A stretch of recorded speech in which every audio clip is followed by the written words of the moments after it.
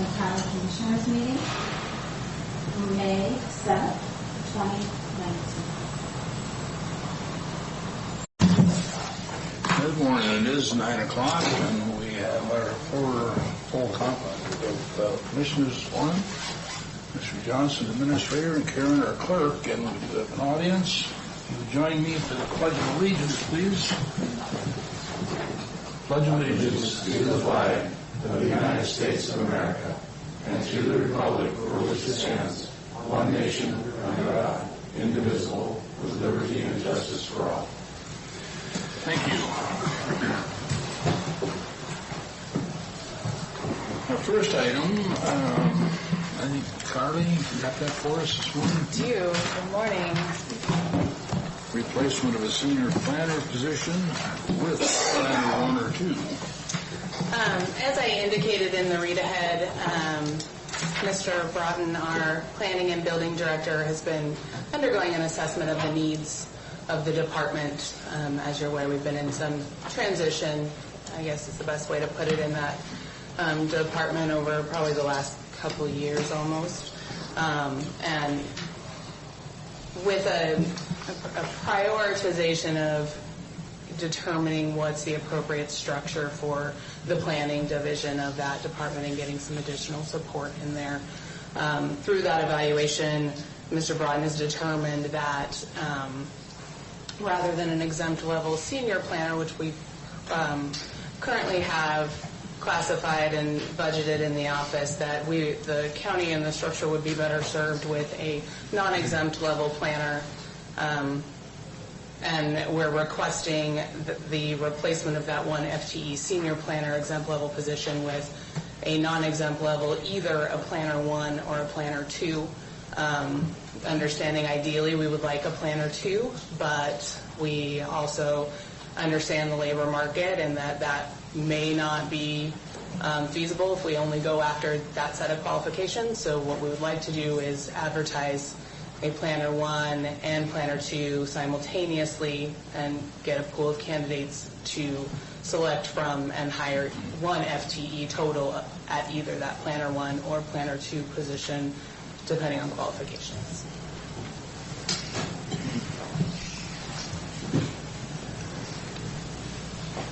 Well, I think that makes sense as far as personnel-wise. Thoughts, commissioners? It's essentially what Mr. Bratton described when he interviewed for the position. We thought it was a good idea then. I think it's still a good idea. The only follow-up question I would have is we have someone working in the office in largely an administrative capacity, and I'm trying to recall, I think we increased her salary in the interim to accommodate for additional duties. We have an administrative assistant currently in that office. We had enhanced the duties of that position. That is another position that we will be evaluating. Right. So we're kind of, and Mr. Broughton can speak more kind of to his process with this, but I'm assuming there's no direct impact of this action on that position. No, and there is not. If that person chose to apply, they would certainly be free to do so. Oh, certainly, Yeah. yes. I kind of knew all that. I just wanted to sort of refresh our memories that we talked about the possibility of elevating within. For sure. Okay. And, and I think it's an important point that this is probably the first of several requests I will be bringing you for this department as we move through the evaluation of what is the appropriate structure given the organization right now and the workload and everything, with the priority and emphasis being on the planning division of that office. So you just stated this will be the first of many. In this background, it says the director has identified the senior planning position as a redundant in scope of duties, which means it's no longer needed. And so that's why we're looking at what you call in here an assistant planning position. A planner 1 or a planner 2? Yeah, planner 2 position. Mm-hmm. I got some gentlemen here in the audience that have dealt with the planning department, and they're not too happy with it right now with what's transpired for them. I'm asking, are you overwhelmed? Have you got a caseload that you can't deal with right now? Probably best for you to come up. Yeah. Well, Derek's coming up. In previous conversations, Derek has expressed that having an additional planner would pick up the workload that an assistant and a senior currently isn't, that is duplicating his role instead of serving clients directly. Sorry, go ahead.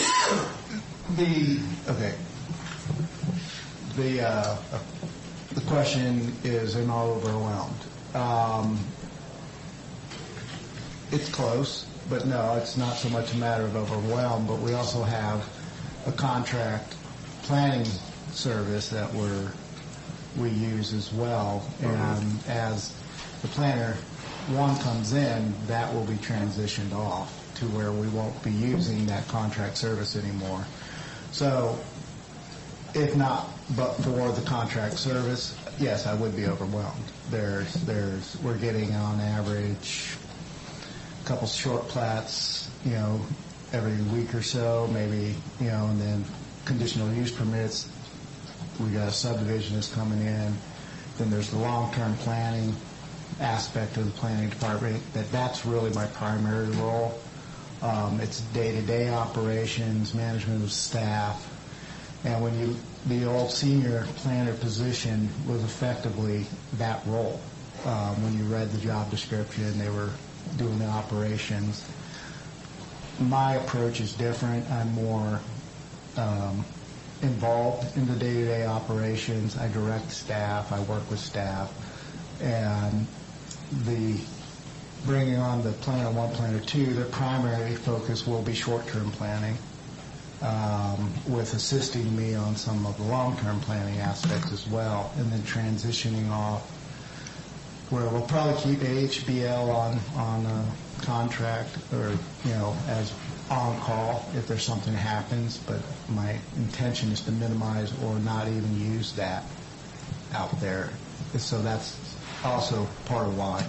So there's a lot going on, and sometimes, we are bound by rules that we don't have any wiggle on, and sometimes that conflicts with a party's desired intentions, and that's often where we have issues.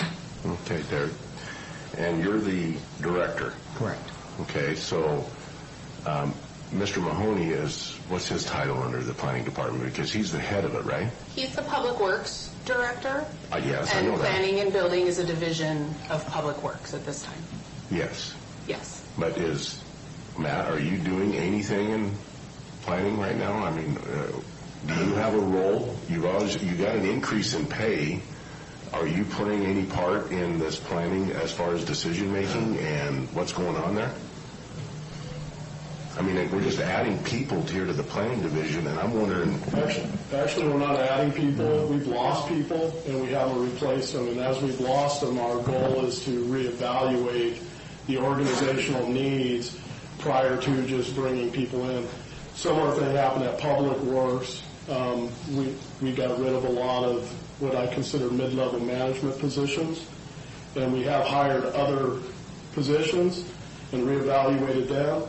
But the end game is we're actually running more efficient, and it's costing us less to carry on our business, and that's the model that we're trying to use at the Planning and Building Department. What I do is I provide support to Derek as well as the whole function over at. But as far as me being, I'm not a planner. I allow the professionals in planning to deal with the planning. So for me, it's more administrative, management, organizational type stuff. And certainly I've been working with Derek and helping him and assisting him any way that I can as we kind of go through this process.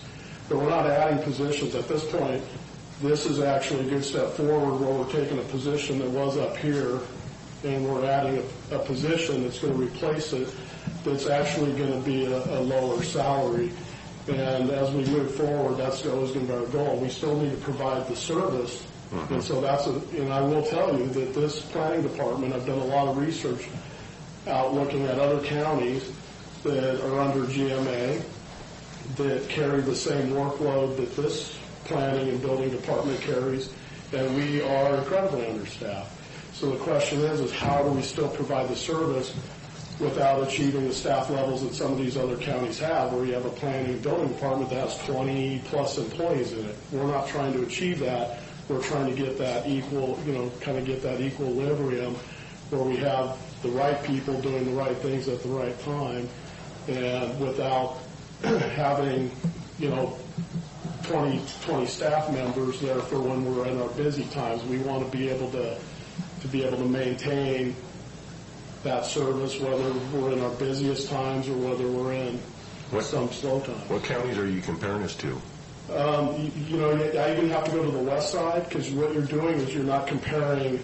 You have to compare the workload. Yeah, it's really got to be based on how many short plat subdivisions, CUPs, how many building permits. I think Grant County would be a good one to compare to. How many? There one that I looked at. And how many do they have on staff? Off the top of my head, I don't know, but I can't tell you, but I can get that information. I do have it back in my office. Mr. Chairman, I'd like to wait until we get some information from Grant County and some like-minded counties to make sure that we are staffing equally to an equal county. Instead of, I don't see that. I've got people here that I've talked to in the planning department. The only thing they are upset with is the fact that one study with Tyler Casper, and then Mr. DeRuiter, he was a little upset about talk of farmers' corners being developed into residences, and we do not want that on our blocks. And so I've asked them to be here today, and I know there's no public comment on this. It is coming up, and I'm sure they'd want to say something about it, but I don't know how hard our planning department is stressed right now, because there is planning going on, but well, what I can tell you is we're spending over about $19,000 a month just on planning services. We're with a consultant that's doing the assisting, that by adding this planner and being able to remove the planning services is absolutely going to save the county money. You're looking at one FTE that ultimately can pick up that load that right now is having to be picked up by a consultant doing that work for us. And how much are we paying the consultant? It's averaging out about $19,000 a month. I have been able to bring it down to about 10. So about 10 now. And that's not even going to come close. That's going to be about your whole payroll for a month. About that. Half of it, yeah. Half of it. So that's definitely a huge savings. And like I said, this is a vacant position that's been vacant for 2 years, almost 3 years. It has been, but it has been budgeted. Yeah. Okay.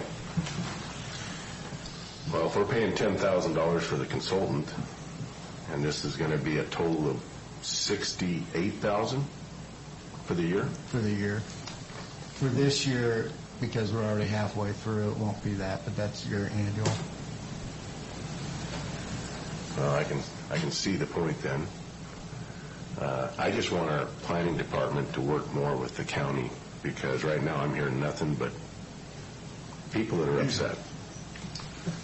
So, and I do want to address that. We are working on our current ordinances and codes too, and that's really part of the issue. I will attest that the staff works really hard to try to get to a yes with everybody. If dealing with how long something takes certainly can be a byproduct of being understaffed. But if we're talking about issues that people are having about certain processes, some of those things we have to look at what our current ordinances and codes say, and really determine whether or not we need to be making changes in those areas, which we are. We're evaluating those as we speak. Those are being evaluated so that we can hopefully come back to the board with some recommendations on ways that we can do things better and the county can move forward in a good positive direction. I still would like to see what Grant County has for its staff, if you wouldn't mind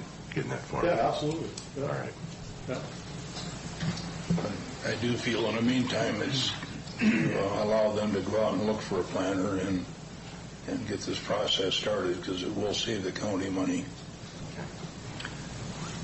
So, Mr. Chairman, I'd like to make a few comments in response to comments that are already made here this morning.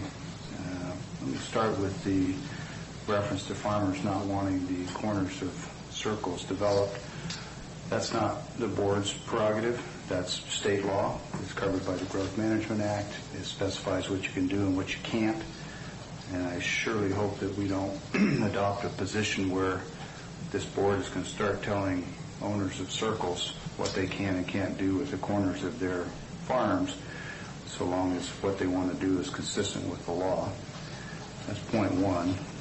Point two, the majority of the comments that I have heard in several years of doing this job about the planning department have been positive, and generally have said that folks would rather develop in Franklin County than most of the other jurisdictions in the local area. The times that I have heard concerns, it has largely traced back to being short of staff and not being able to move packages as quickly as developers would like and sometimes need. I don't think there's any question that this is the right direction. And with that, I'm happy to move for approval of Resolution 2018-137 as presented. If I may ask Commissioner Peck a question. Mr. Didier, there's a motion on the table, and I haven't seconded it yet, so I'd like to ask you a question. Mr. Chairman, we're in a parliamentary procedure then. If we're going to go to discussion, it requires a second. If not, it dies for lack of a second, and we can move on to the next topic. I'll second. Okay. What is the acreage? Mr. Chairman, under parliamentary procedure, the maker of the motion has first right to speak. Oh, please help On a yourself. motion. So, if we're going to criticize our staff for performance, and we're going to bring in constituents to buttress our arguments, and then we're going to demand the staff deliver information on other counties, I'd suggest that it might be more fair and more appropriate that we request that information prior to the meeting. Not that it can't be requested here, but in fairness to staff, it'd be nice for them to be able to come in prepared to answer the questions that are anticipated. Thank you. Commissioner Peck, what is the acreage that's got to be divided off on farmland in order to be able to create a residence? Depends on the zone and the purpose of the residence. Out in the blocks, how many acres do we have to divide off? Well, again, it depends on the zoning. It's 20 acres. Owners do not have 20 acres. That's not a zone. I think you better figure it out. Well, I think I have, actually. If you're talking about ag production 20, then you can't cut anything off of that. But if you've got a piece that's 25 acres, it's in an AP 20 zone, and you want to cut off a piece, you can do that. You can put a primary residence on that, and if it's an ag-related worker, I believe you can put up to 2 additional accessory dwelling units on that property for farm workers. Mr. Bratton is more of an expert on this than I am, and he can correct me if I got that wrong, but there are provisions under the Growth Management Act to do exactly that. And if a farmer owns 25 acres and AP 20, I'll be darned if I'm going to tell him what he ought to do with his land. As long as it complies with the law, I'm going to support it.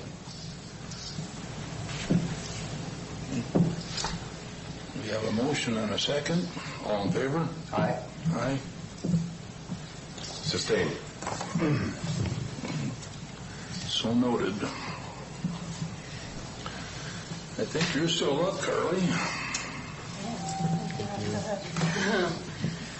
The second item I have for the board's consideration today is with relation to the prosecuting attorney salary for 2019 and 2020.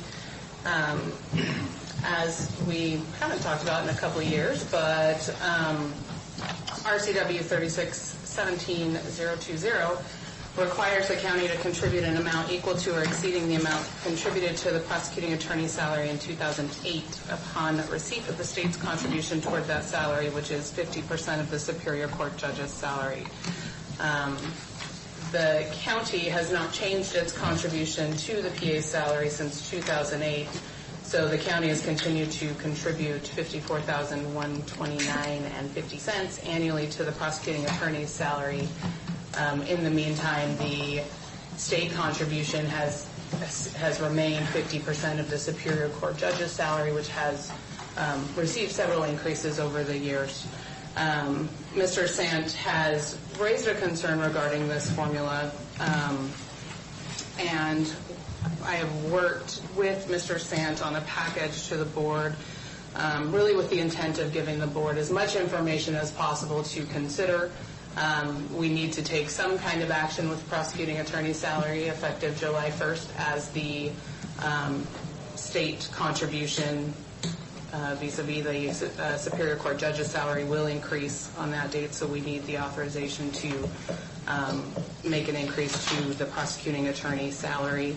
I've put together 4 options for the board to consider. As we've discussed on many occasions, from an HR standpoint, I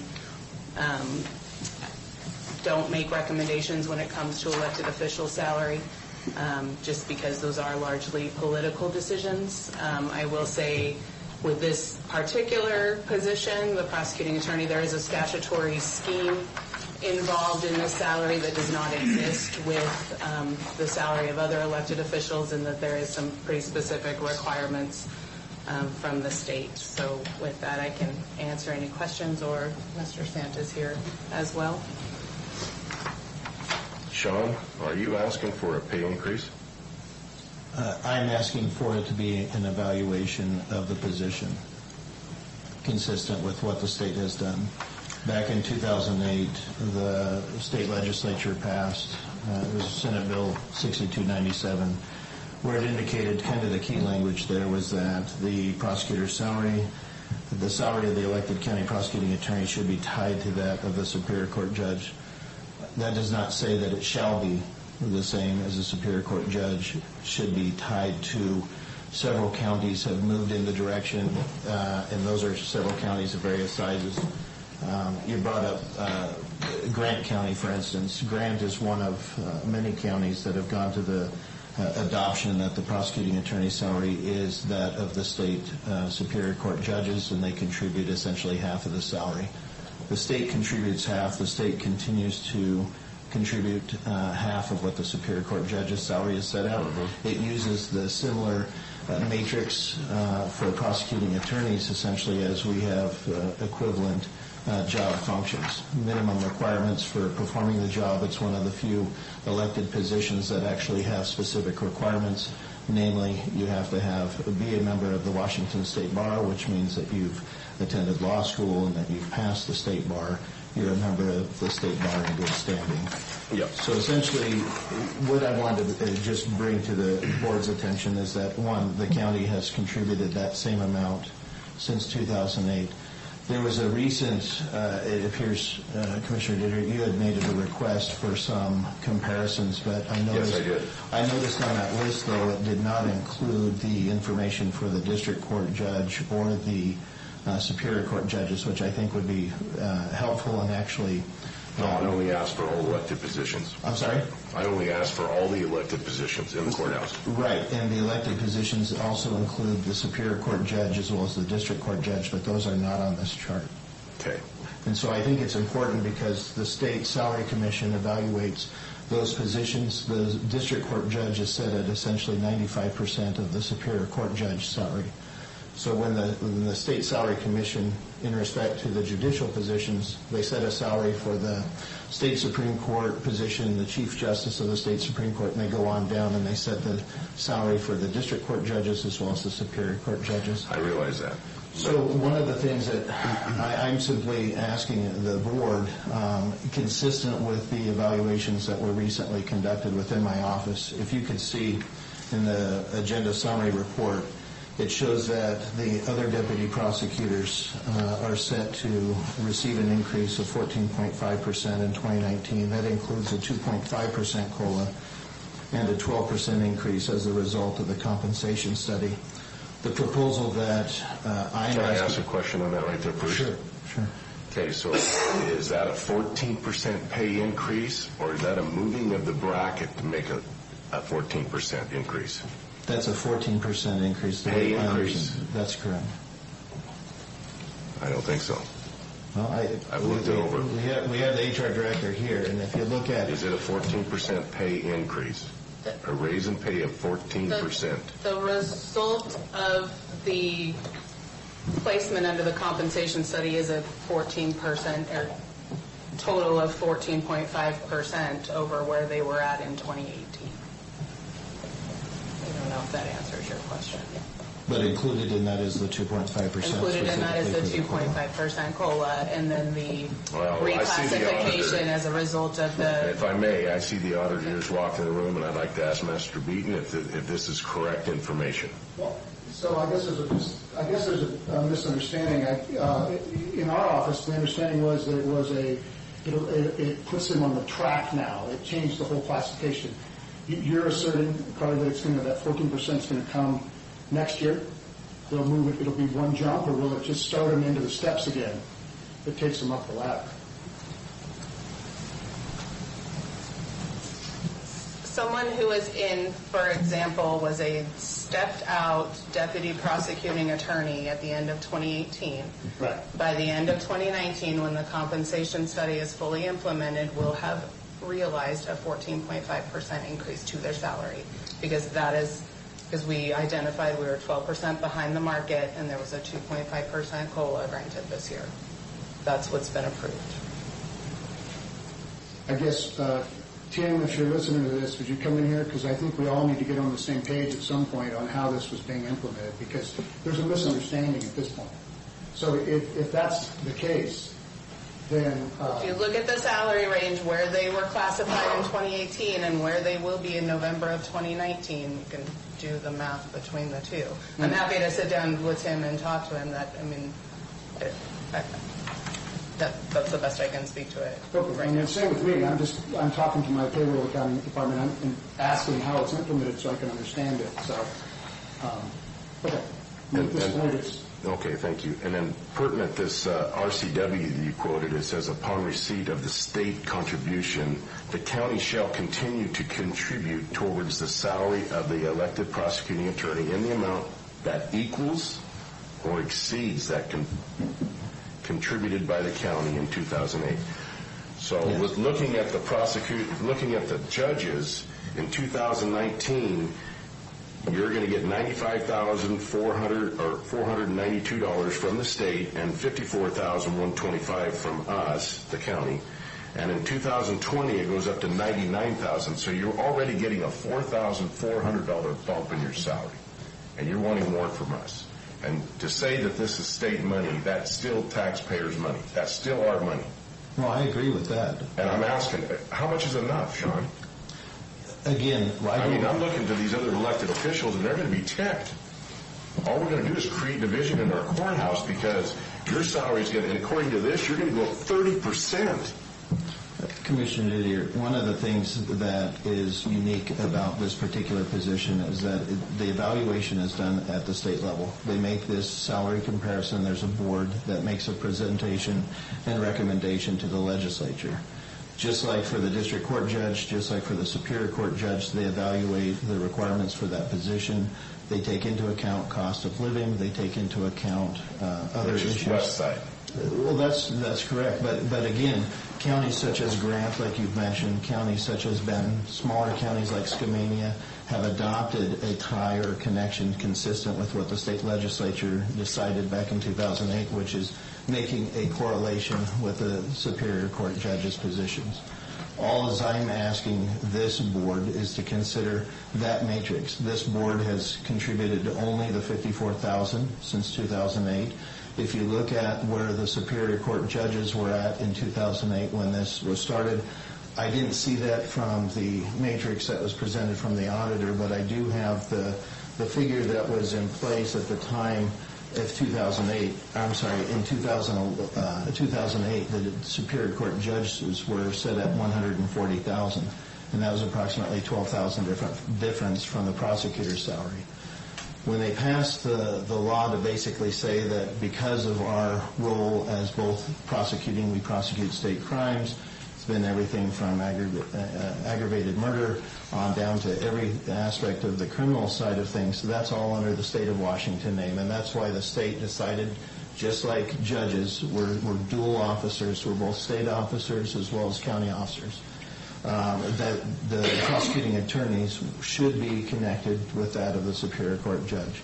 Some counties, like Skamania, they adopt where it's a 13% of the Superior Court judge, and that way they recognize that the salary commission that lays out and does a comparison statewide, they do a comparison with the salaries for that position, and it is unique. And I would say that the reason why I was concerned when you were presented with this is it does not consider basically the apples-to-apples comparison for my position, which is that of the district court judge as well as our Superior Court judge. The district court judge is probably the closest in relation to my position because that's a Franklin County only elected position. The Benton-Franklin Superior Court judges are bi-county positions. So simply asking the board to adopt some kind of strategy going forward, it appears that the proposal in option 3 essentially is addressing the issue that every time this county has received the COLA increase for the judicial salaries, which is the portion that also is contributed to my salary, Franklin County has not made a contribution to the salary.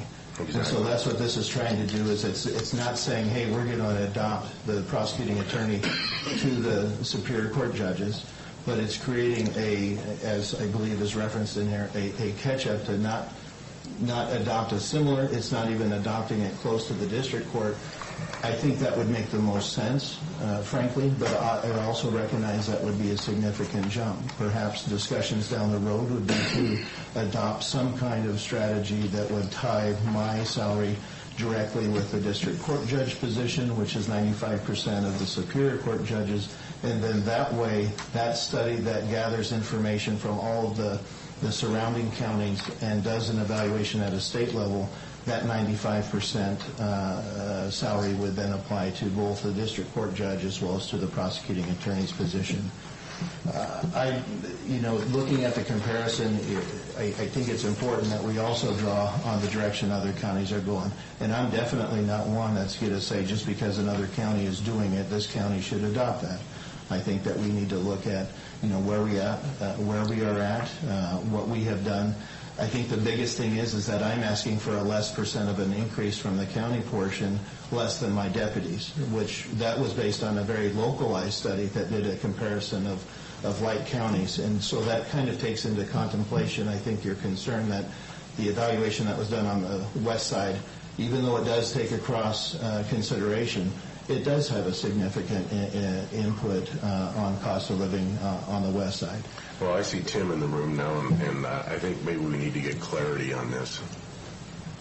With the compensation study, my understanding is, and well, even my position is one that was affected by it, where I moved up in grades, and with the move up in grades, you move back in steps. So I moved up in grades, but I also moved from a step 7 back to a step 4. So you don't get the full amount of the reclassification, or not reclass, but the full grade effect. So you're not going to see the full, typically like the 14.5% in that first year. It's going to be over several years because you're going to have to get each of the steps along the way to reach that. So in essence, that 14.5% increase is over a certain amount of years, not in 1 year. Yes. Each of them, and as I read the resolution, every time that there's different matrices that are adopted at different points of the year. There's in March and then September and November, I believe, for all the non-bargaining employees, and for those, you move to the as a matrix gets adopted, you move to the next highest point that would put you above what you are right now. So you won't necessarily stay even as like there was a correction for 7.5 versus 8-hour employees. With that, my understanding is that you would, and correct me if I'm wrong, but you would move to just the next highest level. So you can move from a step 7 to a step 6, or even lower to be just higher than where you are currently. You wouldn't go down ever, but you would, if if you were at step 7 and step 5 was higher than what you are currently, then you would be a step 5 at that point. It's confusing. You're talking lower numbers and higher pay. It doesn't seem like that's the way it works. Well, it is because the new matrices that are adopted are higher pay. Okay. All righty. And so, Okay. so there's been a shift up in pay with each of the new matrices. Okay. And so you could have a higher pay. You could have a higher pay at a lower step because of that, because the whole matrix has shifted out. Okay. Hopefully that makes a little more sense. That does help a little bit. So in the real world, Sean, I'm saying that I'm looking out at some of my neighbors, and when we're out there and we're working our regular jobs, from year to year, we don't know if we're going to be up or down, but we keep persevering. In the government world, it's always going up. In this outlay here, I've only seen, there's only 1 year where somebody took a step backwards, and that was in 2014. Our sheriff took a 0.23% cut. But he's now at an 18.41 increase, and in 2020 he'll be at a 23, and in 2021 he'll be at a 26, almost 27% increase. And all I'm saying is, we ran to serve the county.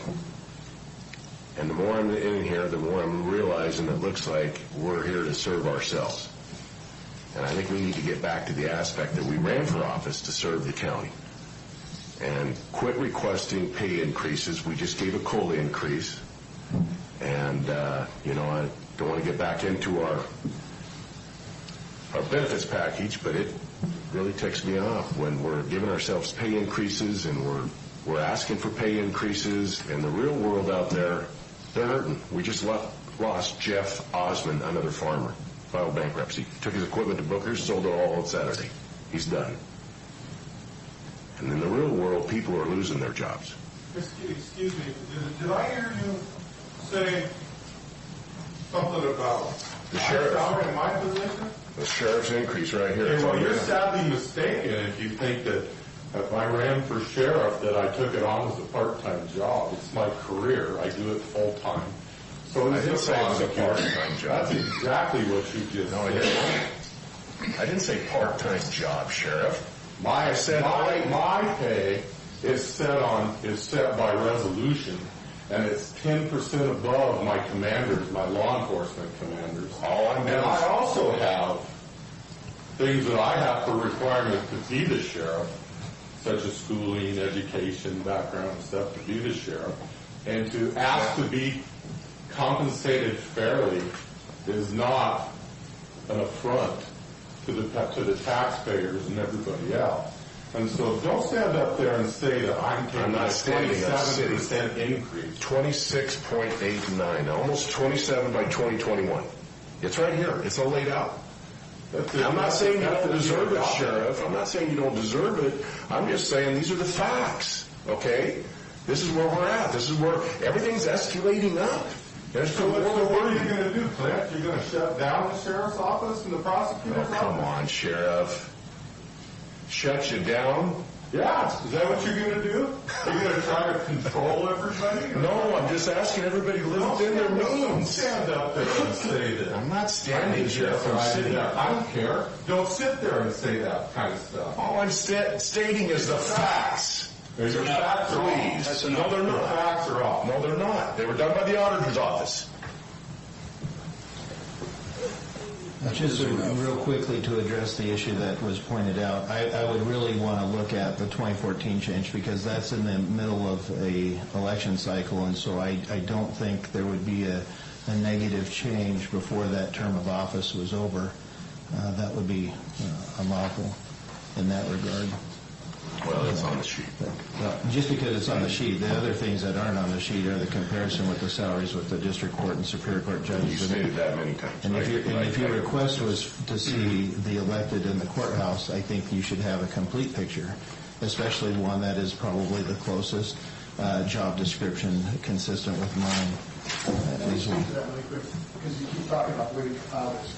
So those particular salaries are completely controlled by the West Side State Salary Commission. Yes. So these ones here, when they were compiled, were ones that the commission has control over a portion of it. That was the criteria. I understand what you're saying, that, you know, the law ties you to them, but you kind of cross both lines because of at least that was the data the way it was. When you look at whether it's, you know, the sheriff or the PA or any of the other elected officials that serve here, including the commissioners. I mean, I might point out the commissioners have the least increase of anybody. We've got enough money. Okay. My point is that that was the makeup of it. I understand you're tying yours to that half of your, you know, that portion of it. I just want you to understand the creation of this was tied directly to the control of this commission and this courthouse. So that's just a point of clarification.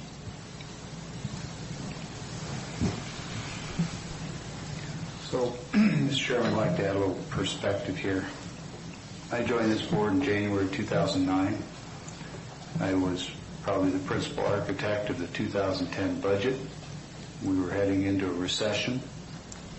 The board wisely got about a 1-year head start on most of the other counties in the state, and to this day they occasionally reference that Franklin County did a great job and had their stuff together back in that time, because other counties didn't get ahead of it and had to do some pretty drastic measures with employees. But in that budget, we reduced, and I don't remember, it was FTEs, jobs, and budget. And we reduced one of them 9% and the other 10%. I don't remember which is which, probably doesn't matter, but it was significant. And we asked our employees to pick up additional workload for the employees that were no longer there in their office. And we made a commitment at the time that when we got more financially healthy, because I don't know that counties will ever be financially healthy under the state law, that we would do our best to come back, do wage studies, compare ourselves to comparable counties, and try and reinstate reasonable, comparable pay scales and position descriptions.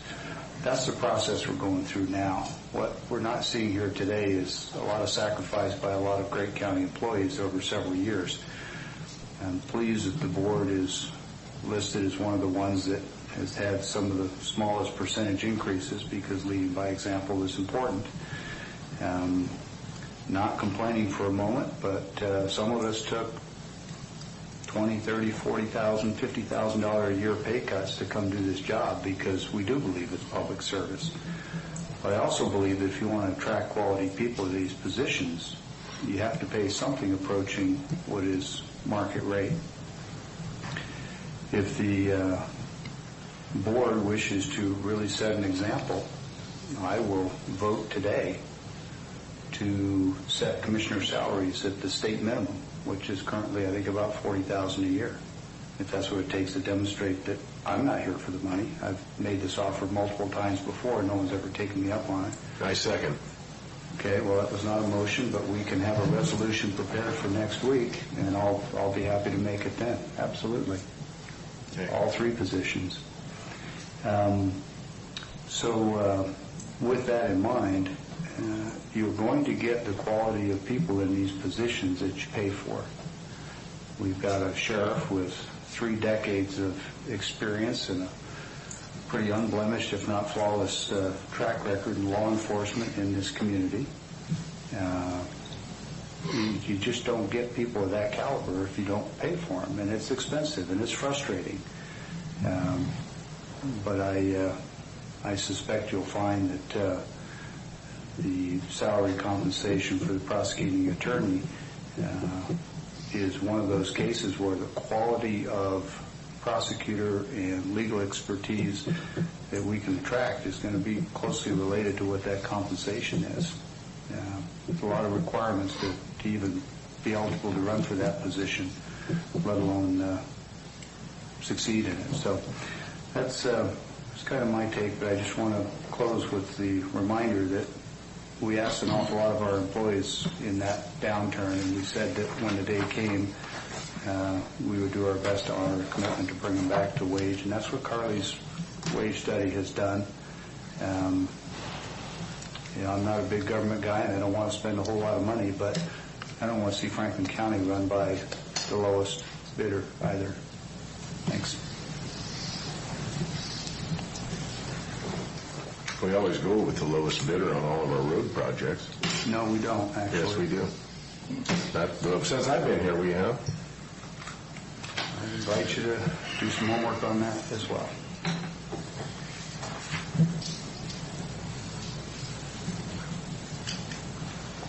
So what do you got in front of us?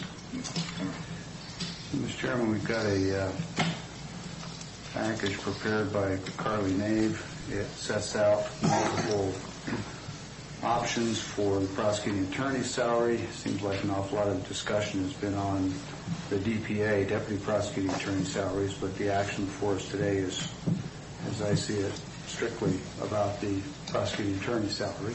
That is correct. Okay. And as I look at the different options here,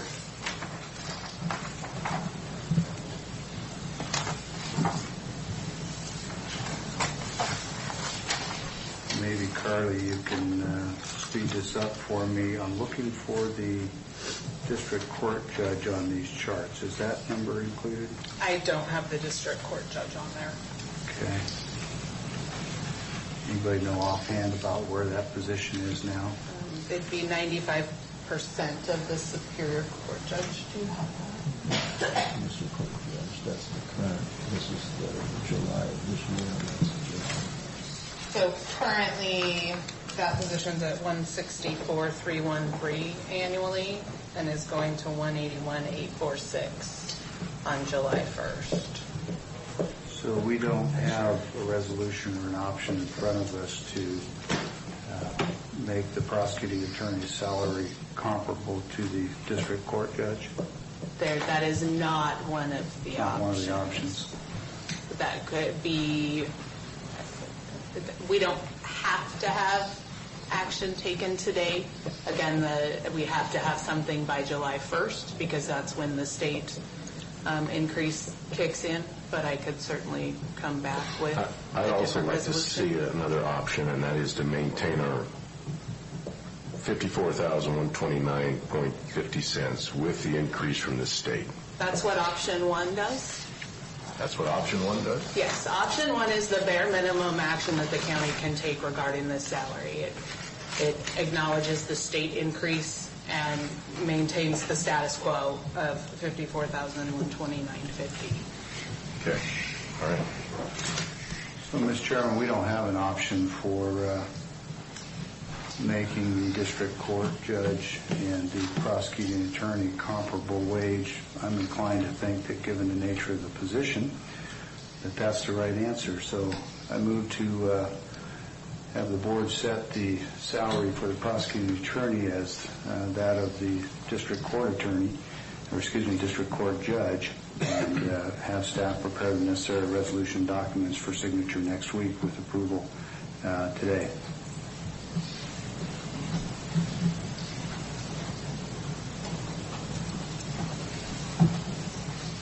A second? I would like to see the information before, or is that what we're going to do, is compile this information to vote on? We're not voting that in right now, correct? Yeah, district court. Any further discussion? Clarification. Yes. I understood the motion to be that we would be voting on that. Right. Okay. And we have a motion in a second, so. But we're voting on the information, not to pass it through, correct?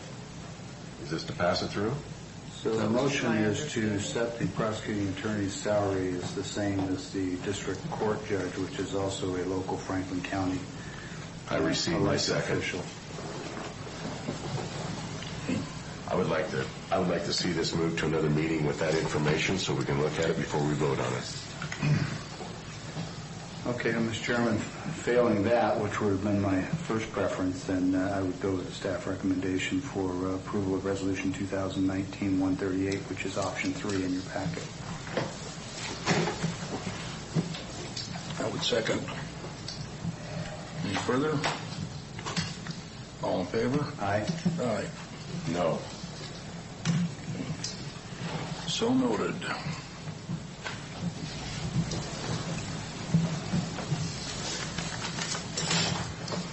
Thank you. Thank you. Thanks. Thanks again, Sean, for this weekend. Thank you. We're at our point on the agenda for public comment. We have comment. So I'd like the board to realize that you just increased, there's 2 electeds in this courthouse that apparently are more important than the rest. And I'm not here to ask for pay, but I'm here to point out for the public record that this is frustrating for those of us that are out, that are doing the other work in the office that apparently doesn't, I guess it's not as important to this board. And so I'm just here to register my frustration with that and point it out. So, Mr. Beaton, I just note that you're looking at 2 people that just said that they would vote next week to reduce our own salaries to the state minimum. So I think your speech falls on deaf ears. Hey, I'll tell you this. I was here on Election Day when you raised your own pay on Election Day. So for all this talk of lowering it, you actually took an action where you raised your own pay on Election Day. That's aside from my public comment. My public comment is, what is going on in Franklin County? And I might add, and may I add, that those other elected officials are going to be ticked off, and all we're doing is dividing our courthouse even more. And we're not working together for the better of the community.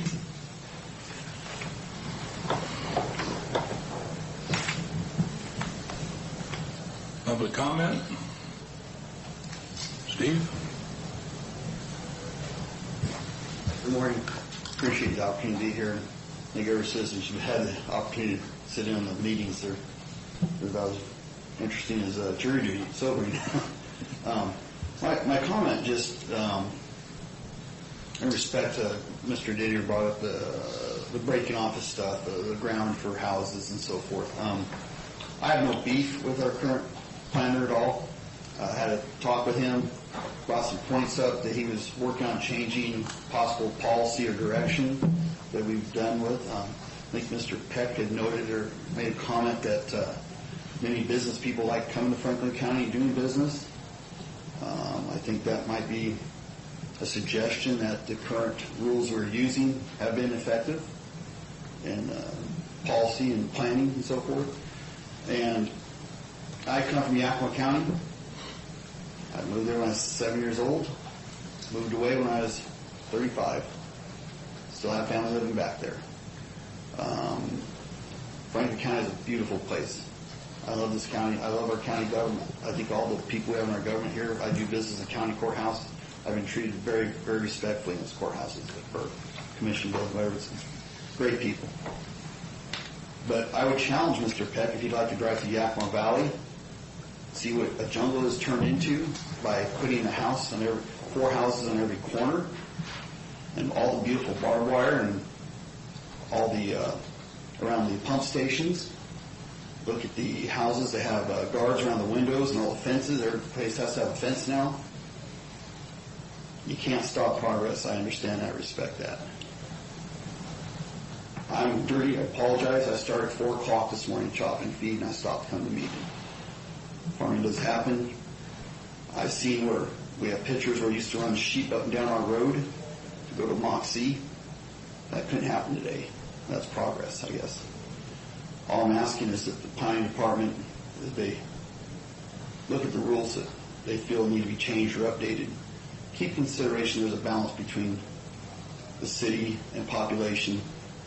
If you want to keep the farming aspect of this county, gives it its unique appeal to some people. That's my concern. If you're closer to town, 20 acres, I understand the law, but if you're out 25 miles of town, you want to take 160 acres, put 4 homes, and sell it to 4 different people and do that to make the income. I guess you can do that, but I think proper planning is what's important. And that's all I'm asking is the commissioners keep in mind the balance for our community.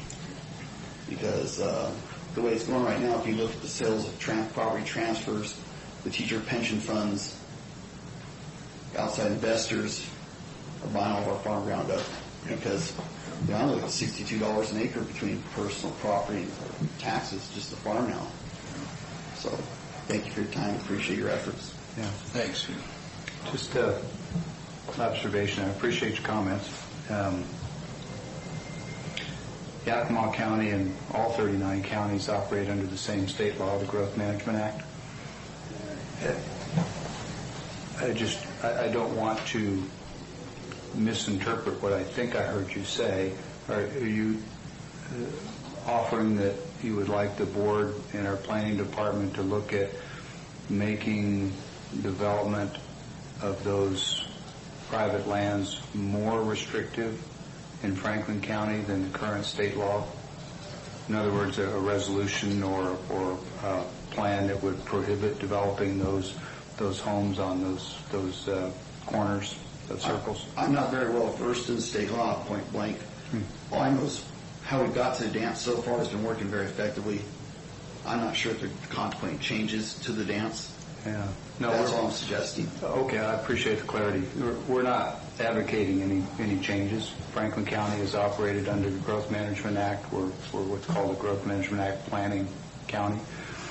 At least as long as I've been here, we've always tried to lean forward and give as much flexibility in planning and permitting as the law allows. And the law does allow for development of those home sites on properties, based on the zoning. So I just want to be sure I understood what you were saying. Public comment? Yeah, I would just like, Tyler Casper, appreciate your time today. In 2014, I was able to buy a piece of property. I was able to, it happened to be in a ringled erosion area, as we're probably all familiar with. I was able to take the proper steps to find a geologist that would provide me with the proper literature, the proper stamps, stating that my property was safe. And I provided copies of each of those for you with my name. Sure.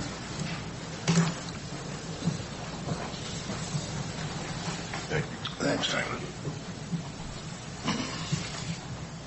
Within this document you have, it calls out the property. The document was actually rather long, so I didn't bring the whole thing, but I do have some other images also that show the location of the property and where they fall in this ringled erosion area. As you'll notice, excuse me, at the top of page 2, it shows that the resolution or that the conclusion was that a property or a foundation on a home that was greater or equal to 100 feet from the crown of the slope would be acceptable. Currently, my home is about 105 feet from the crown of the slope. We're coming on 4 years living there. I've recently talked to the planning department about building a shop, which would be an additional 100 feet further than my home from the crown, and I've been requested to provide other documentation stating that this is I guess, to receive the same document that you have before you to state that a shop rather than a home would be able to be built there. I'm asking, I guess what I'm pointing out is I would request that the building and planning department, in this case, I feel like there's a little bit of common sense that's not being applied to this. The work and the money has been paid for it to be done, and I would ask that this geological survey that you have in hand constitutes the geological survey that has been requested I provide to build the shop. Thank you. You willing to take a couple questions? Sure. How far are you planning to put the shop from the home? May I show you? Just roughly. 50 feet, 1,000 feet? Oh, probably within about 150 feet from my home. Okay. And has the water environment remained stable? Yes, sir. And we know that how? Because that's really one of the big issues in that region is what subterranean water is doing and how it's moving. The issues that that area has, being born and raised, the issue that that territory or that hillside has is water being able to escape from that. Right. Within my geological survey, you can read that the issue that where I was able to build my property, as well as several other neighbors that are in the immediate area, we actually have water able to escape. And years ago, the Bureau of Reclamation actually put these ponds in they're able to hold. and catch the water and then get rid of the water within the irrigation canals. So where we are specifically building, the water is able to escape, and there's a system in place to catch that water. Okay. So on the technical merits, I would obviously defer to the planning department and ask them to help you sort it out. From just a common sense standpoint, it seems to me that a full-blown study may not be necessary, but just someone verifying or validating, because in the report it does in fact say that all of this assumes that the water environment remains stable. And in my own experience with lands up there is that it can change. I realize what you're describing is probably a much more ideal situation than most, but if you feel like you're not getting timely and common sense response from the planning department, they work for Mr. Mahoney, works for Mr. Johnson, you can always call me, but I'm pretty confident between Mr. Bratton and Mr. Mahoney that they'll help you get a firm. Yeah, and I've had great experience working with the building and planning department. When I built my home back in 2015, I worked with Jared. I can't remember Jared's last name. McPherson. McPherson, thank you. It was a pleasure to work with him. I felt like him and Greg, I don't know Greg's name either, but if I had questions, I could go to him. And we were a team. I mean, putting plans together. I mean, to make my whole short plat and all that possible was because of them. And so I've had great experiences. I wish as I went and I talked to planning, Darryl Brown and Rebecca, it was just more or less shocking to me how immediately the brakes were put on. And I don't think that's the way that as a county, I don't think that's the way we need to work, because we have members of the county or people who live here. These are revenue. This is revenue. And why would we put that? Why would we try to shut down revenue? So you mentioned, it was mentioned earlier that, at a minimum, or our county, you mentioned counties won't ever operate at a positive level because of the way the state funds us. And I think that if we can find dollars other places, why not? So that's all I have. Thanks. I might add, those were two good planners, and we lost them both. Morning. Good morning. Morning, Rocky. Good morning. I'm Rocky Mullen. If anybody doesn't know who I am. I'm frustrated. I see things that are happening in the county that sometimes they don't even set off red flags. And I think if we're going to get quality people in Franklin County, we're going to have to pay them. Suggesting lowering the commissioner's salary to $40,000 a year. I pay my managers at my pizza stores that. Bus drivers in Seattle make $120,000 a year.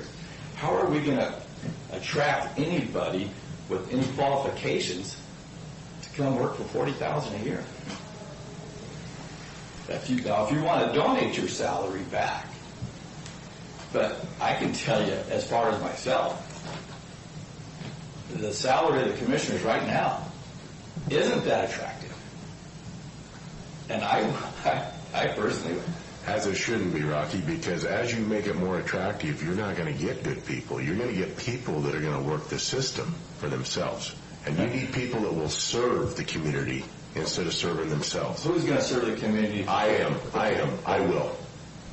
Because I have a disdain for people who take advantage of the situation. I have grandkids and kids that I want to make sure have that same American dream that I've had.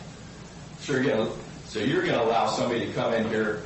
Who are you going to attract at $40,000 a year that knows anything about business? I'm here. I'm successful in business. And I heard you just say that we always take the lowest bidder, and that is not true. That's not true? It's been true on every bid that's come across my desk since I've been here. I sat right here just a few months ago and seen it come in. It's not the case. I don't want to stand up here and argue. Which one was not the lowest bid? I don't want to stand up here and argue. Please point it out to me, because I signed the papers. You weren't here. Oh, I wasn't a commissioner then? No, you weren't. Okay, I said across my desk. Okay, well, I'm sorry. You're going to find people that are always going to agree with you. I agree. But I can't see just people running salaries up because the west side's doing it for crying out loud. I agree with that. I do agree with that. But like last week, when the Ben Franklin Transit was in here, nobody even questioned that 61% of the budget goes to their salaries. Yes. That makes me sick to my stomach. And the problem is we have people out there that have ideas about business and how this county should be run, but you can't even attract them with the current salary because it's not worth their time. If you want quality people, you're going to have to pay equally what is out there for them to go, or you're going to lose them. I agree with you, Clint, on most issues. But if we're going to have somebody run this county, you're going to have to pay them what they're worth.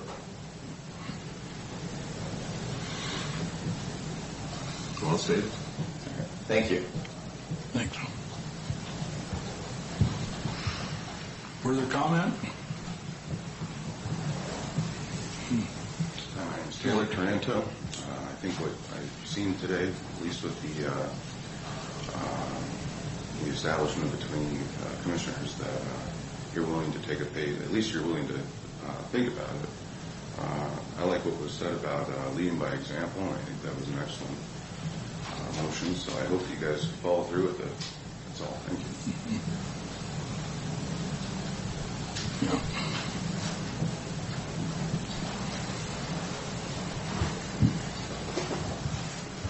Morning, Commissioners. Stephen Bauman. Good to talk to you this morning. I know most of you here, I know a lot of the county staff that I've talked to, and I appreciate working with good government employees. And I'm a businessman here in town, and I didn't intend to speak of this, but I agree a lot of the sentiment that Rocky just said, that you do have to pay for good staff. Currently, I have 10 jobs on my crews that I can't fill because I can't find qualified people. And for good people, you do have to pay good money for good people. Doesn't mean that, Mr. Didier, like you're saying, and I too consider a lot of the time that I spend on things almost as volunteering, and that's needed. That's a part of the way that part of what makes our country great is people such as yourself that's willing to serve, and I agree with that, and I try to do that as well. When it is what feeds our family, we do need good pay, and I recently lost somebody to the Hanford site that was very qualified, but I couldn't afford to compete with them, and if I needed him, I had to bring that up to that wage, and so I do appreciate that. The question that I had for you is currently in process, the urban growth boundary with the city of Pasco that y'all are in the process of working on. Wondered if there was a way that I could get a sense of where y'all stood on that. I'm a developer here in town. I also grew up north of Pasco here. I have a lot of cattle out here north of Pasco right now. And so I kind of stand on both sides of the fence. From the farmer side of things, wanting open country to farm, I do that. And I also am a developer, and people come to town and they need a place to stay, and that's what I'm trying to provide. So currently the urban growth boundary is in the process of being moved, and wondered if I could get a sense of where y'all stood with that.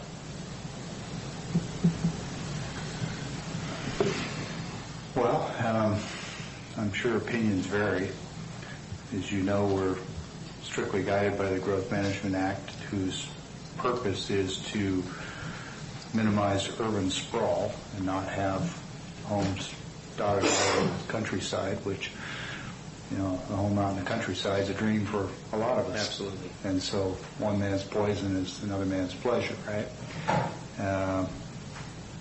I sense that what you're really asking is where do we think the boundary ought to move, and since it really can't go south and it really can't go much east, and the Road 100 area is all already in the UGA, so there's not a whole lot to go west. Pretty much it's north. And so then the finer point on that becomes where between Road 100 and Glade or 395. And it's regrettable, and you kind of touched on this, that there's a lot of really great farm ground there that I hate to see built over. Part of the Growth Management Act requirement is that a lot of the, all of the donut holes in the incorporated city of Pasco are to be filled in. And I don't want to create a lot of super high density residential for anybody anywhere. But I do think that filling in those donut holes with like development is the first step to minimize the amount of farm ground we have to move over top of with the UGA. I'm on record in recordings in these meetings last year expressing that I think that airports are among the most important, powerful economic development tools that we have, and that we should be thinking 20, 30, 40 years down the road so that we don't have a Denver situation where we have to build an enormously expensive airport all the way out east of the city that grew around it. And so we need to protect that. So and that relates to the UGA, and that I'm not excited about moving a UGA boundary that would create a lot of residential development and constrain the only one of 4 approaches to that airport that isn't presently constrained. That's on the north side. And as we all know, there's been requests to do some development out there. I'm not saying that's my decision. I'm just saying that that's my thinking. We'll see how we vote when it comes to it. It does make sense to me that the UGA would likely move north between 68 and 100 because there's a lot of infrastructure there, and it makes it a practical place for it to develop.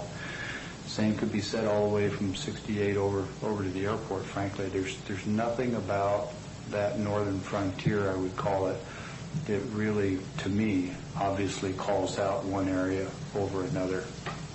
That's about as specific as I can be, I think, at this point. Two things on that point. Being a pilot myself as well, I do appreciate our airports. You're a pilot. Oh. And you get extra points now. And so I do appreciate that. That area that you're speaking of off the end of the runway there, as they have been working and planning on it, there's a portion there that would be zoned for only 2 homes per acre in that approach. Yeah. I'm not saying it couldn't be done. I'm just saying all the parties that have an interest, which would probably be the city, the county, the port, and the public and landowners. If everybody comes to the table and they can all find an accommodation, then I could support that. In working with the city of Pasco very regularly, Pasco Council meeting last night, they are working diligently to encapsulate. I have done quite a few of them already, and I've got another one in process with the county right now in one of the donut holes of developing that. Mm-hmm. The city is in the process of making higher density, making it so that we can build in higher densities. Currently it's about 7,200 square feet. There's a few ways that you can get around that and get slightly smaller, but they are in the process of condensing that so that one of the planning commission meetings recently, they said, we're going to annex all the way to Othello, and none of us want that. And so condensing is definitely a way. But I just wanted to kind of get a sense. It's also the law. That's right. But you can't put a house on a postage stamp. You simply can't do it. So there is a process that we have to go through to figure out how to condense and so forth. So I wanted to get a sense of how. Do you have a sense, Mr. Didier? Well, I've seen some maps, and I've seen they're talking 3,600 acres they're going to annex into the city. There's all different accounts here of what's going to happen, but it's got to be voted on. Sure. So, and I want as much public input, and I think maybe we ought to put this on the schedule for the night meeting on the 21st. Be a good time for the public to come in and give their opinion on where we're going to grow and where they want to see it grow. Mm-hmm. I think that would be great input. The 21st, we have a night meeting, the first night meeting scheduled. Right here at the courthouse, right here in this room, the 21st of this month at 7 p.m. I think it'd be great discussion to have that for the public. Okay, thank you. I'll just note it's not the UGA is, of course, not annexed into the city, for anybody that's listening. There is one of the properties that we have interest in purchasing, if it does in fact come in, and just trying to do evaluation and figure out kind of the sense of what direction it's going. So thank you each. Just on the topics of before, I love Franklin County. This is where I've been I've lived here for 38 years, and I love Franklin County, and I want Franklin County to succeed. I was meeting with somebody recently, and we had a difference of opinion, and I said that this is more than profit or loss or anything like that. This is my town. This is my county. I want Franklin County to succeed, whether it's our county government or it's the people in it. I want it to succeed, and so working together, each of us, everybody that's been here today, that's an important part. I don't get everything that I want. Hopefully you don't think that you're going to get everything that you want, and that we can compromise and come to a successful compromise. So thank you. Thank you. Still in the comment period? Seeing nothing further, we should have some payroll warrants in front of us this morning. So, Mr. Chairman, we only have one financial document for consideration this morning is fund expenditures, and is moved for approval as presented in the amount of $452,839.48. Note for the record, it's been reviewed and signed by the county administrator and 2 representatives of the auditor's office. I second. All in favor? Aye. Aye. Consent agenda. We have items 1 through 7 on the consent agenda this morning. And, Mr. Chairman, I'm just going to pause for a moment to allow people to have time to sign.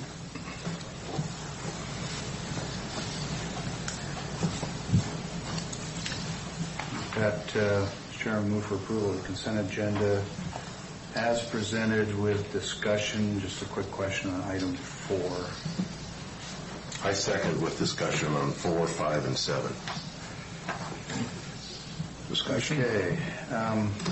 Matt, on the mag chloride, I just noted that the bid was out of Colorado, and the package says that it includes the metered application, so no concerns about an out-of-state agency being able to come up here and do the work in the county? No, not at all. No geographic concerns? Okay, good. This is not the first time they've bid on this, is it? That's correct. I just thought because they've done it before, we might have learned, and so, yeah. So, Matt, on that same topic, is this this 30% mag chloride, is this what was put on Alder Road? Yes, this is the same product. That's correct. And this is the product that gave us fits when we had the rainy period, or if an end gun's hitting on the road, and it's creating a slimy atmosphere that could create an accident. I mean, it got to the point, I drove it. It's like a sheet of ice. Why do we want to put, for dust control, is there an RCW that we got to put this under? We don't use mag chloride for dust abatement. We don't have a dust abatement program. We use it for base stabilization. And so where we actually apply it is specifically on roads that we have some pretty major maintenance issues, motor grader. So like Fur Hill, going down the hill, that is a road that typically gets rutted up and stuff like that. Alder is an area that there may be a little bit more clay in the rock that has been put down. We know that back in the past, based on what we've been able to see from past management, that they were actually importing a certain amount of clay onto some of our gravel roads. I don't know that Alder is one that we're going to be doing this year. Alder has typically been a road that's been done by permit, but we've certainly heard from enough of the people out there that they don't want it, but there's quite a few other roads, including Palouse Falls, that we use this product on, and it definitely cuts down on our maintenance, and it certainly helps stabilize the road for longer periods of time. So I thought maybe you would all have asked for the list, but I could certainly provide a list to the board of the roads that we plan on doing through our budgeted work. And then, of course, we do have the county has a policy for people to allow this to be done on sections of road via permit with the county. So, but yeah, I understand your concern, and you know we've seen it as well, and you know there's a lot of other clay content's high. There's clay all over out here. You're gonna have some issues. So it's kind of trying to deal with that, where you want to have the right amount of clay, but you don't want to have too much. There's a little bit of clay you need for anything to bind and all that, but we'll do it. We're certainly evaluating those. A lot of these have been in the queue long before my time, and we're certainly trying to evaluate on an annual basis really the need to continue on certain roads, and really what is the benefit of what benefit are we receiving when we do it during our for our budgeted activities. So. Well, I'd like to see an analysis done after a year of this being put on the road. And if those roads turn into slime, then we stop this process and we just buy gravel. Because gravel, too, will firm up a road.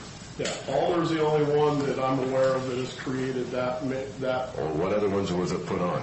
We do it on Fur, the hill going down to the Columbia River. We use it on that. We use it on Palouse Falls. There's quite a few days. Use it on Steve DeRuiter's road, don't you? Going down to the... He's gone. But yeah, I'd like you to drive down those roads that he was talking about? Klamath?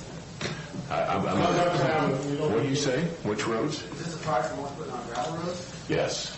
Yes, and it's utilized by not just majority of all counties in this state. Yakima it's a huge budgeted expense for them, or they use that as primarily, they try to get all their gravel roads. So they have, at one time, and I can't verify that for this budget year, but at one time they were budgeting upwards of $2 million a year in this base stabilization. So it's a well-known product that's used specifically for this purpose in counties, and under the right application, the right environment, it creates a road that is less susceptible to rutting, a gravel road that's less susceptible to potholes. And then, of course, the more you do it, then you get a residual, and then you get a cut down on the frequency that you do it once you get a good residual amount of the product in there. So it's a salt-based product. The 30% is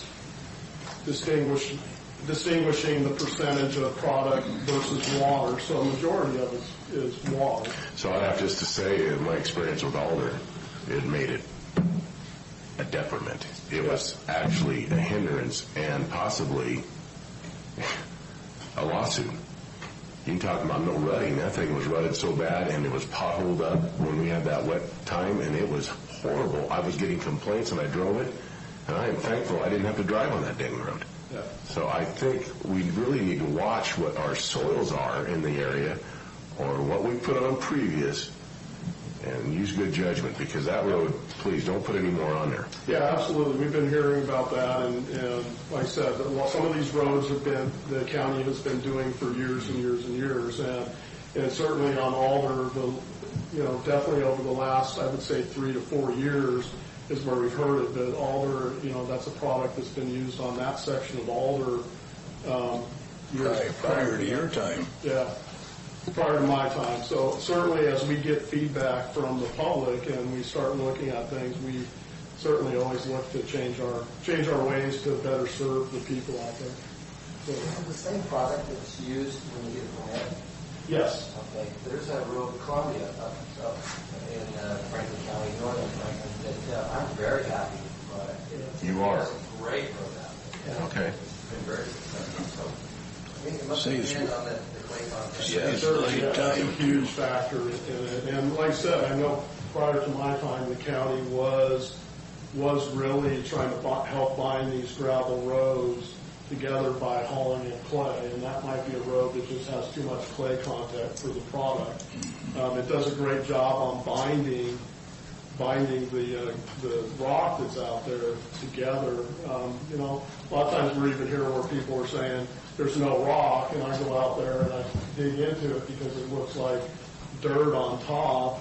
But that's absolutely what we want. We want it to have kind of that concrete looking finish. That's, for us, that's a really good gravel road. And in that instance, I actually dug down 6 inches and we have the rock, but on top, it looks like there's no rock. And that's really what we're striving to get. So you need a certain amount of binder and clay. Certainly the clay cliche that we have in this area does that, but there's a point where you could have too much. And I think Alder, what we're seeing is we've reached that point. Yeah. Okay, on item 5, Matt, is the Taylor Flats Bridge. Can you give us an update on that? It's the Public Works is requesting to reallocate the remaining $78,000 of primary engineer funds to construct the phase. Where are we at on that bridge, and are we close to opening it? You know, we're still on schedule. I do have their provided schedule that they provided, so I don't really have anything new. The schedule hasn't changed. When is the completion date? What was it? You know, what we call substantial completion right now is scheduled for right around the end of May, and that's where we basically say the work is done. They have punch list items, a few minor items to take care of, and then that's where we have final completion. So we still seeing it be on the end of May with some minor work to be done, which could be punch list items being done that first week, 2 weeks of June, based on their schedule. So. Okay. And I asked you in a previous meeting long ago if you'd please give me a list of your next, what you'd like to see the future of Franklin County, the projects, what we're going to do after the bridge, what do you want to see done as far as in the county to improve our road systems? Yeah. So if I could get that from you. Absolutely. Yeah, okay. I apologize for not getting that. Thank you. Absolutely. And then item number 7, and this is the aging and long-term care. And I think this is an excellent proclamation that we're putting forth. But again, I would like to emphasize the fact that we have a lot of aging and long-term care people out in the blocks. And as they're aging, they're needing assistance. And yet we're still taxing these people at the full rate on their property taxes. And I was wondering if there's anything we could do for the elderly out in the blocks that are staying in their homes for helping them on their taxes, because I know we have some stuff put into place that will help them, but they have to almost be on a critical list as far as losing their farm before they apply. And one lady for instance is Mrs. Christman that lives out there, and she's almost in need of full-term care. My mom's stopping by all the time and helping her, which is the good neighbor policy. But I'm looking at this and I'm thinking this is an excellent proclamation, but I'd like to see us as commissioners work with the elderly of our county to keep them on their farms and to help them with their property taxes. I just note that there's already an abatement program on taxes for seniors, and those listening, you can contact the assessor's office and they can walk you through a very simple process that will get you a reduced property tax rate. I already have checked into that, and as I stated, it's you almost have to be on the verge of bankruptcy to qualify. Any further questions? All in favor? Aye. Aye. Keith, what do you have for us today? I think that concludes everything new for action today. Okay. Another spot on the agenda for public comment. Any further comment? Seeing none, commissioners. I know that, I don't know if you would check your calendar. Connie has got to be in University of Washington on the 4th of June for a procedure, so I will not be here. You'd look at your calendars and make sure and let Karen know if we have a conflict with more than myself being gone. I'm not aware of any conflicts, but I'll check my calendar when I get back to the office. Thank you. 'Cause I know I will not be here. Other than that, if there's nothing else for the good of the board, anything? We are adjourned. Thank you.